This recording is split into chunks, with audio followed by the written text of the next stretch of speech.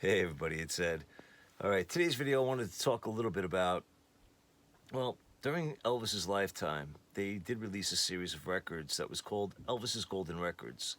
You had Elvis's Golden Records, Elvis's Golden Records Volume 2, Elvis's Golden Records Volume 3, and Golden Records Volume 4. Then, after he died, they did release Elvis's Golden Records Volume 5.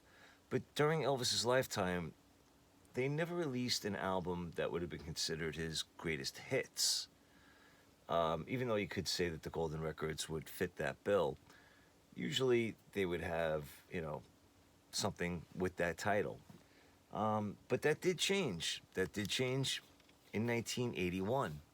1981, we did see the release of this, which was Greatest Hits, Volume 1.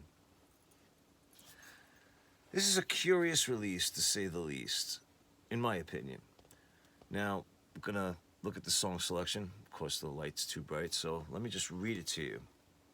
All right, now we have The Wonder of You, which I highly agree with. As far as I'm concerned, that it is one of Elvis's greatest hits, because it happens to be my favorite Elvis song.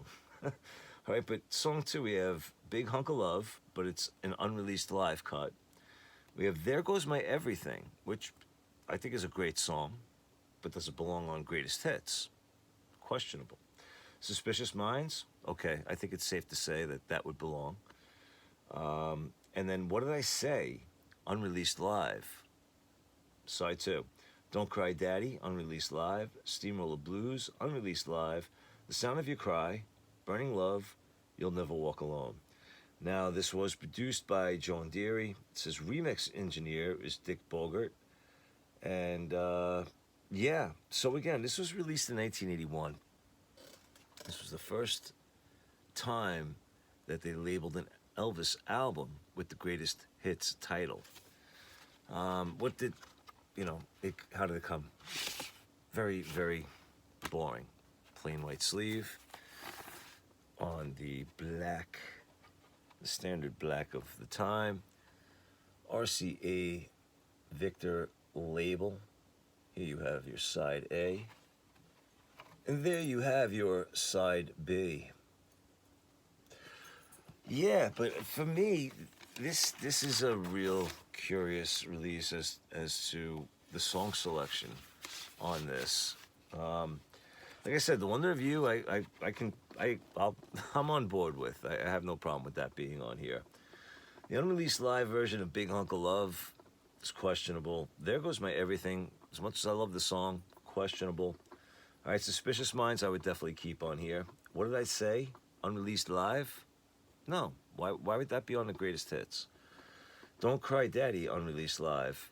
Why would that be on the greatest hits? Steamroller Blues, unreleased live. I can understand if they used the one that they released as a single, but even still, wasn't a greatest hit. The Sound of Your Cry, good song, but again, greatest hit. Burning Love, I could see definitely being on here as a greatest hit. And You'll Never Walk Alone, again, questionable. I don't know. I don't know what to make of this album. But it was released. Here it is. It is what it is. Yeah. Of course they did like top 10 hits and of course, and back in 2002, the 30 number one singles and stuff like that. But during Elvis's lifetime, with the exception of the Gold Records albums and Legendary Performer series, which I may do videos on soon as well, I don't know. This one I just found to be, it was not a hit for me, with the exception of The Wonder of You and a couple of others. But the rest of the songs I found very questionable as to why they're on here. But, oh well, it was 1981, 40 years ago. Q ripes. All right, but there you have it. These are my thoughts, my 2 cents on Elvis's Greatest Hits, Volume 1. I don't think there was ever a Volume 2. If there was, I'm not aware of it. All right, but leave a comment. Let me know what you think. If there is a Volume 2 that you're aware of, let me know about it.